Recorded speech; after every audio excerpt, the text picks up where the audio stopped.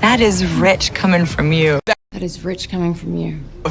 That is rich coming from you. Could you tell me what she said? That is rich coming from you?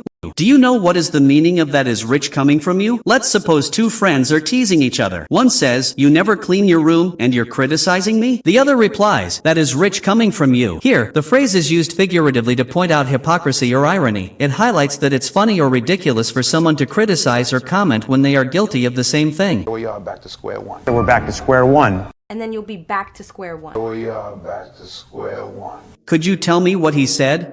Here we are, back to square one. Let's suppose a team spent hours designing a new app, but their code crashed and erased everything. The manager sighs, "Well, looks like we're back to square one." The meaning of back to square one is to return to the starting point after a failure or setback, having to begin again as if nothing was accomplished. Here, the phrase is used when all progress is lost and you have to start over from the beginning. It can apply to work, projects, plans, or even personal goals whenever setbacks force you to restart. Here we go with another call out of the stations. Here we go with another call out of the stations. Here we go with another call out of the stations. Could you tell me what he said? Here we go with another call out of the station. Let's suppose someone is giving instructions for an important task, like dispatching a vehicle or sending someone on duty. They say, "Here we go with another call out of the station." It means to send someone out to perform a task, respond to an event, or take action. Figuratively, it's used when someone is sent out to perform a duty, respond to a situation, or take action. Apple of my eye. The apple of my eye, honey. The apple of my eye. The apple of my eye, honey. Could you tell me what he said? Apple of my eye. Let's suppose a father is talking about his daughter and says, "She's the apple of my eye." It means someone who is extremely precious, loved, or treasured above everyone else. Figuratively, it can also be used for anyone who holds a special place in your heart, like a child, partner, or even a close friend. By the backseat drive? Stop being a backseat driver. Stop being a backseat driver. Could you tell me what she said? Stop being a backseat driver. Let's suppose you're cooking in the kitchen and your friend, who isn't even helping, keeps saying, "Add more salt, don't fry it too much, lower the flame." You finally look at them and say, "Stop being a backseat driver." It means someone who gives annoying or unnecessary instructions about a task they're not doing. It's for any situation where someone interferes with your task even though you didn't ask for their advice. Call forth. Great times call forth great men. Great times call forth great men. Could you tell me what he said? Great times call forth great men. Let's suppose a historian is talking about history and says, "Great times call forth great men." Here, call forth is about bringing out or evoking extraordinary people in response to significant challenges or events. Figuratively, it emphasizes that difficult or important situations summon exceptional qualities or leaders. Call forth highlights the cause and effect relationship. A situation or event triggers a response. In this case, extraordinary circumstances summon extraordinary people. He is as high as a kite. And as high as a kite. High as a kite. He is as high as a kite. Could you tell me what he said? He is as high as kite. Let's suppose a guy comes to class the next morning looking completely spaced out, his eyes are half open, he's giggling at nothing, and he can't focus on what the teacher is saying. His friend leans over and whispers, "Dude, he is as high as a kite." This phrase is used when someone is clearly not in their normal state because they've taken drugs or something strong enough to affect their mind and behavior. Sometimes, people also use it jokingly when someone is acting hyper or overly energetic, but the primary use is for intoxication. Schedule can change at the drop of a hat. The drop of a hat. Drop of a hat. She prays at the drop of a hat. Could you tell me what she said? She prays at the drop of the hat these days. Just imagine someone who reacts instantly without even taking a breath, no waiting, no thinking. Maybe your friend gets angry at the drop of a hat, snapping over the smallest things. The meaning of "at the drop of a hat" is to do something immediately, with no delay, no planning, and no hesitation at all. This phrase is used when someone does something instantly, without hesitation, and very quickly, almost as if the smallest reason triggers the action. From this day forward, till death do you part. From this day forward, till death do you part. From this day forward, till death do you part. Could you tell me what he said?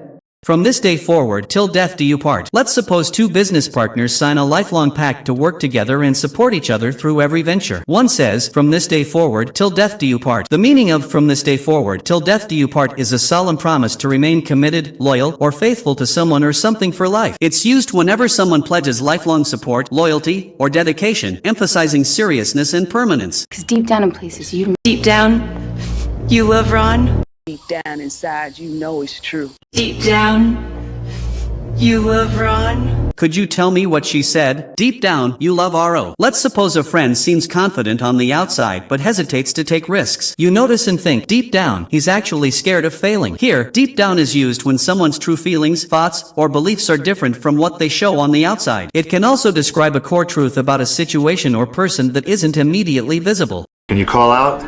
Can you call out? Can you call out? Could you tell me what he said? Call out. Let's suppose two friends are at a basketball court and one challenges the other to a one-on-one match. He says, I call you out for a game. It means to challenge someone to a contest, fight, or competition, often publicly. Figuratively, it's used when someone challenges or dares another person to prove themselves in a contest, competition, or debate. Wobble wobble and drop it like it's hot. Drop it like it's hot. Drop it like it's hot in here. Could you tell me what he said? Drop it like it's hot. Let's suppose a team leader suddenly announces a major promotion during a meeting. You could say, he dropped the promotion news like it's hot. The meaning of drop it like it's hot is to reveal information or take action suddenly and boldly. Here, the phrase is used figuratively to mean someone reveals something important suddenly, boldly, or with impact. It emphasizes quick, confident action that grabs attention. You don't get along with order. Better get along with the carving. Better get along with the carving. Could you tell me what she said? You'd better get along with the carving. Let's suppose you start a new job and are meeting your coworkers for the first time. Over a few weeks, you notice you work well together and have friendly interactions. You might say, I really get along with my team. The meaning of get along with is to have a friendly, harmonious, or cooperative relationship with a specific person or group. It's used when two or more people cooperate, avoid conflicts, and maintain positive relationships, whether at work, school, or in social settings. I understand freshmen really have to hit the books at Duke. Books, get the degree. You hit the books. I understand freshmen really have to hit the books at Duke. Could you tell me what she said? I understand freshmen really have to hit the books at Duke. Let's suppose a team member is preparing for an important work presentation. A colleague says, you better hit the books if you want to impress the client. The meaning of hit the books is to dedicate serious effort to learning, preparation, or study, not necessarily involving actual books. It applies to any situation where focused preparation or concentrated effort is needed, like preparing for a presentation, learning a new skill, or training for an exam. High strung. She's a little high-strung, but She's a little high strung. A little high strung, but She's a little high strung. Could you tell me what she said? She's a little high-strung. Let's suppose you're working with a colleague who gets anxious easily, overthinks every detail, and reacts nervously under pressure. You might say, she's a little high-strung. The meaning of high-strung is someone who is very nervous, tense, or easily agitated, emotionally sensitive, and easily stressed. People often use it to describe coworkers, friends, or family who get stressed easily or react strongly to situations. I get half of what we make off of it. Make off with the record. I get half of what we make off of it. Could you tell me what he said? I get half of what we make off of him. Let's suppose you're walking past a store and see someone grab a bag and run away quickly. You'd say, the thief made off with the bag. The meaning of make off is to leave a place quickly, especially to escape, avoid trouble, or take something unlawfully. It can also be used figuratively to describe leaving quickly from any situation, not necessarily criminal. Most of all, I wanted to protect my old flame. My old flame. My old flame. Could you tell me what he said? Most of all, I wanted to protect my old flame. Do you know what the meaning of old flame is? Let's suppose someone is talking about their past love. They say, most of all, I wanted to protect my old flame. The meaning of my old flame is a former romantic partner or someone you once loved or had strong romantic feelings for. And out, and out. Out and out. That is an out-and-out lie. That is an out-and-out lie. Could you tell me what he said? But that is an out-and-out lie. Do you know what the meaning of out-and-out is? Let's suppose two friends are discussing a rumor. One friend says, but that is an out-and-out lie. The meaning of out-and-out is complete, total, or absolute. Out-and-out can be used for other situations too, like describing a person, an act, or an idea that is utterly one way or extreme. Out of question you. But out of question. 'Tis Mariah's hand. We're out of question. I've questioned you. But out of question. 'Tis Mariah's hand.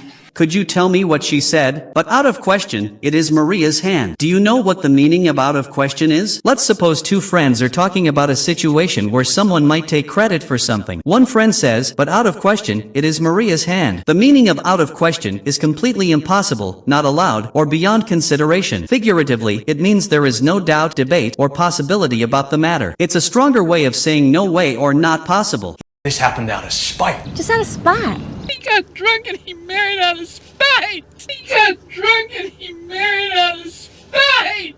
Could you tell me what she said? He got drunk and he married out of spite. Do you know what the meaning of out of spite is? Let's suppose someone acts intentionally to annoy, hurt, or upset another person. For example, he got drunk and he married out of spite. The meaning of out of spite is to do something intentionally to annoy, hurt, or upset someone, often as an act of revenge. Out of spite is commonly used to describe actions driven by resentment, jealousy, or vindictiveness. You pass up the mall. You pass up this opportunity. You pass up this opportunity. Could you tell me what he said? You pass up this opportunity, you will never. Do you know what the meaning of passes up? Let's suppose someone is offered a great job opportunity and a friend warns them, if you pass up this opportunity, you will never get another like it. The meaning of pass up is to decline, ignore, or let an opportunity, offer, or advantage go by. Pass up is often used when someone has a valuable opportunity but does not take it. It highlights the idea of lost benefits or missed chances because of choice or hesitation. If this video has taught you something new, please like and subscribe.